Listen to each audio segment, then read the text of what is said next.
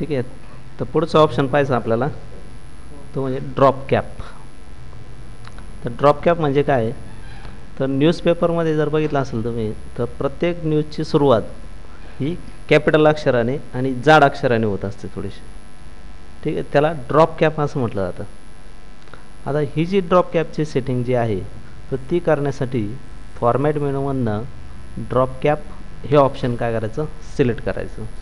मग त्यामध्ये तुम्हाला 3 ऑप्शन बघायला भेटतील, नन, ड्रॉप्ड आणि इन मार्जिन. त्यातलं आता ड्रॉप्ड हे ऑप्शन आपण क्लिक करू आणि ओके करू. तर बघा, तर पहिलं अक्षर हे 3 लाईनने काय झालं आहे, ड्रॉप्ड झालं आहे.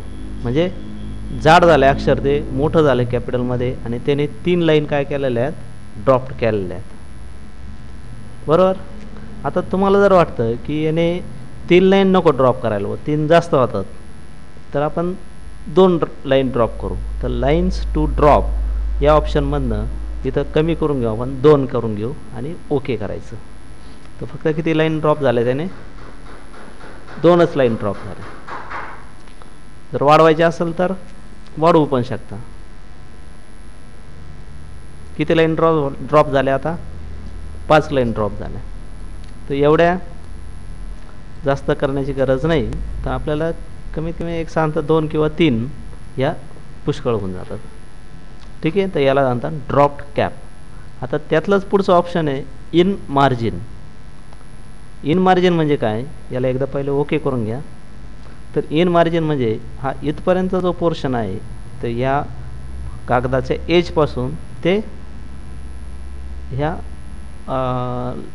एजपर्यंत एवढा जो मधला जो व्हाईट स्पेस असतो, त्याला आपण काय म्हणतो, मार्जिन म्हणतो.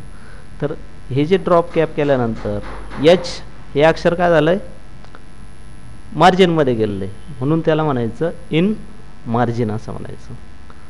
तर ड्रॉप कॅपमधनं इन मार्जिन ऑप्शन.